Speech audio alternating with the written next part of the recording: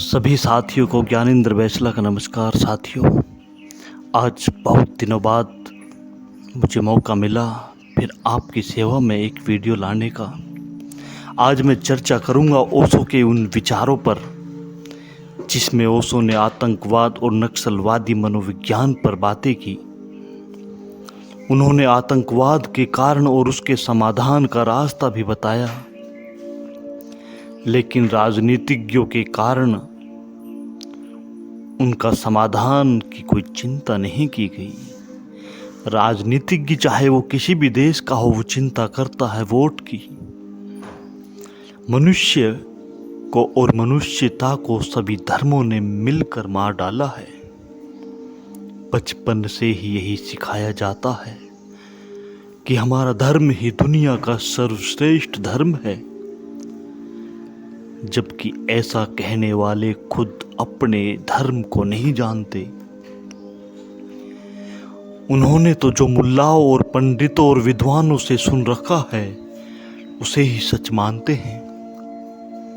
राजनीतिज्ञ धर्म का उपयोग करना अच्छी तरह जानता है और कट्टरपंथी लोग भी राजनीतिज्ञों का उपयोग करना सीख गए हैं।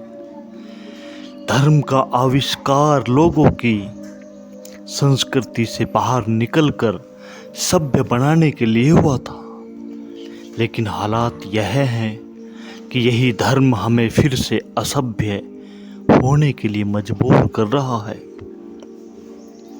सोवियत संघ के पतन के पहले सन 1986 में ओशो ने भविष्यवाणी की थी कि आतंकवाद विकराल रूप धारण करने वाला है। ओशो ने भविष्य में झांकते हुए कहा था कि ध्यान रहे, आतंकवाद बमों में नहीं है, किसी के हाथों में नहीं है, वह तुम्हारे अचेतन मन में है। यदि इसका उपयोग नहीं किया गया तो हालात बदतर से बदतर होते चले जाएंगे और लगता है कि सब तरह के अंधे लोगों के हाथों में बम है और वे अंधाधुंध फेंक रहे हैं। हवाई जहाज़ों में, बस और कारों में अजनबियों के बीच अचानक कोई आकर तुम पर बंदूक दाग देगा और तुमने उसका कुछ भी न बिगाड़ा था। उपरोक्त वाक्य आज के हालातों में सही साबित होते गए हैं। अचानक कोई व्यक्ति आकर तुम पर बंदूक दाग देगा और तुमने उसका कुछ न बिगाड़ा था। फिर भी आतंकवाद के लिए ओशो पूरे समाज को दोषी मानते हैं। समाज बिखर रहा है और जल्द ही राजनीतिज्ञों और कट्टरपंथियों की वजह से असंतोष अपनी चरम सीमा पर होगा। ओशो मानते हैं कि आतंकवाद की बहुत सी अंतर्धाराएं हैं। मूल में इसके संगठित धर्म और राजनीति, इसी से उपजता है संगठित अपराध और आतंकवाद। ओशो के अनुसार यह तभी बदलेगा जब हम आदमी की समझ को जड़ से बदलेंगे, जो कि हिमालय लांघने जैसा एक कठिन काम है, क्योंकि वे ही लोग जिन्हें तुम बदलना चाहोगे तुमसे लड़ेंगे। वे आसानी से नहीं बदलना चाहेंगे, लेकिन बदलने के बहुत रास्ते हैं। ओशो के अनुसार यह भी सोचने वाली बात है कि आणविक अस्त्रों की होड़ में सभी राष्ट्र पागल हो रहे हैं। पुराने हथियार अब एक्सपायरी होते जा रहे हैं। ऐसे में चीन और अमेरिका जैसी सरकारें पुराने हथियारों को नष्ट करने की बजाय उन गरीब देशों को बेच रही है, जहां के बाजार में इनका मिलना बहुत ही आसान है।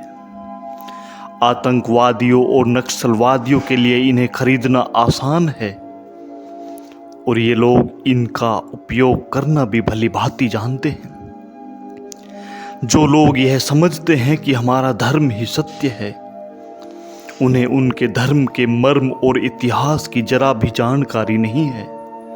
बहुत लोगों ने अपने धर्म ग्रंथ भी पढ़े होंगे, लेकिन उन्हें इस बात का इल्म नहीं है कि आखिर इसमें क्या लिखा है। यदि कोई भी धर्म आपको किसी भी तरह की राजनीति या सामाजिक व्यवस्था में धकेलता है तो वह धर्म कैसे हो सकता है?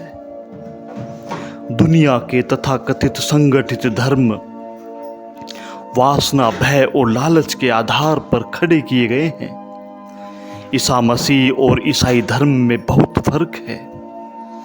भगवान बुद्ध ने कहा था कि मेरी कोई मूर्ति मत बनाना, लेकिन दुनिया में सर्वाधिक मूर्तियां उनकी ही हैं।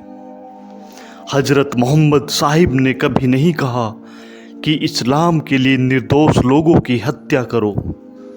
अब बात करें राजनीति की, तो जब से राजतंत्रों का खात्मा हुआ, राजनीति सभ्य होने के बजाय संगठित रूप से मानव जाति का शोषण करने में कुशल हो गई। राजनीति खड़ी ही की जाती है समाज को तोड़ने के आधार पर, वरना राजनीति चल नहीं सकती। राजनीति के जिंदा रहने का आधार ही समाज में फूट डालना है और लोगों को भयभीत करना है। यदि आप लोगों को जब तक किसी दूसरे धर्म या राष्ट्र के खतरे के प्रति भयभीत नहीं करोगे, तब तक आप लोगों के समर्थन में नहीं होगे। किसी भी देश का राजनीतिक दल हो या धर्म, वह आज भी इसी आधार पर समर्थन जुटाता है। तुम असुरक्षित हो, मुल्क या धर्म खतरे में है। ओशो कहते हैं कि बहुत ही प्राचीन काल से ही व्यक्ति के अवचेतन में धर्म और राजनीति ने यह डर बैठाया है।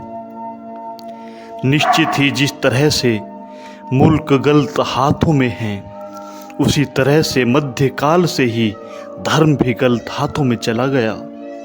आतंकवाद और संगठित अपराध का मूल कारण वे सारे गलत हाथ हैं जिनके हाथों में विज्ञान और धर्म है। यदि इसी अंधेरी रात में छुटकारा पाना है तो अपने घर की नहीं, सरहद की सोचो कि किस तरह मानव को फिर से मानव बनाया जा सके।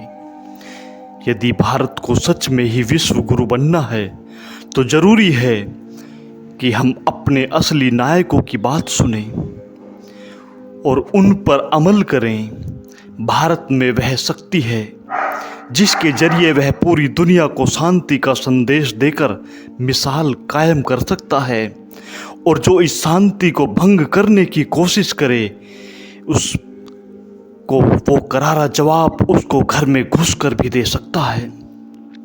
आज हमें शांति के साथ साथ वो आक्रामकता भी दिखानी होगी, तभी हम विश्व में एक मिसाल पैदा करेंगे।